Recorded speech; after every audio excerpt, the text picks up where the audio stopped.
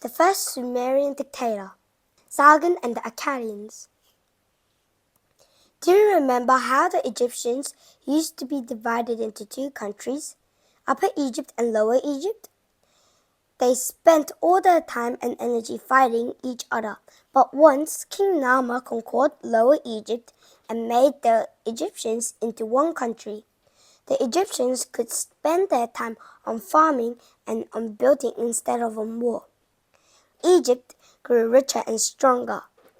Once all the quarreling Egyptians were united into one. The same thing happened over in Mesopotamia, between the Tigris and the Euphrates rivers. People called the Sumerians lived in Mesopotamia. You've learned a little about the Sumerians. They wrote picture writing, called cuneiform, on clay tablets. The area where Sumerians lived was called Sumer. But Sumer wasn't really one country.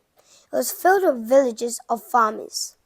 The villages grew larger and larger until they became cities. Each city built thick walls and high towers to protect itself. Each city had its own king and its own army. And the cities fought with each other all the time. We call them city-states because each city was like a separate country. The cities put all their energy into protecting themselves from their neighbors. But one Sumerian wanted to make all the quarreling cities into one country, just like King Nama made Egypt into one country. This man was named Sargon. There are many stories about Sargon. One of the oldest stories said that he had no parents. He just floated down the Euphrates River in a basket when he was a baby. The basket got stuck in the reeds at the edge of the river near a city-state called Kish. One of the servants of the king of Kish happened to be down at the river getting water in a jug. He heard a strange sound. Where was that sound coming from? The servant saw a basket. He bent down to look inside and saw a crying baby, the baby Sargon. The servant took the basket back to the palace of the king of Kish. The king gave him permission to keep the baby and raise it. So Sargon grew up inside the palace. He became strong, handsome, and popular with all the other courtiers.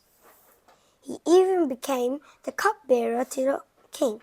At every meal, he would bring the king his wine in a golden cup. The king's cupbearer was one of his most trusted servants, because it would have been very easy to poison the king's wine. But the king of Kish trusted Sargon. He shouldn't have. Sargon made friends with the most powerful people at the palace, including the commanders of the army. He became so popular that he convinced the army to follow him instead of the king. And he even persuaded the army to kill the king and make him, Sargon, the ruler instead.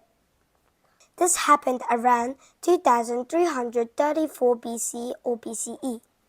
But that wasn't enough for Sargon. He didn't just want to be king of one city, he wanted to be king of the whole land of Mesopotamia. So he started to attack the cities all around him. He fought over 50 wars to conquer Mesopotamia.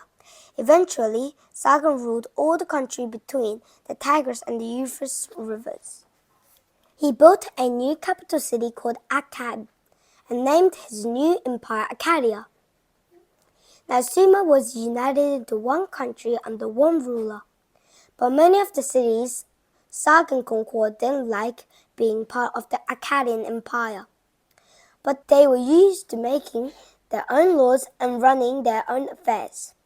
Sargon knew that to stay in charge, he would have to make the cities all obey his laws. So he used his army to force all the Akkadian cities to follow him.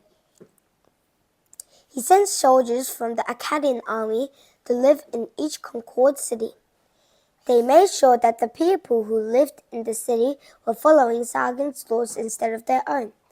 If the conquered cities didn't obey, the soldiers punished them. This is called a military dictatorship. Military means having to do with the army. A dictatorship is when people have to obey the government without asking any questions. In a military dictatorship, the army is in charge. Sargon's empire lasted 4 years, but only because he used the power of his army to keep it together.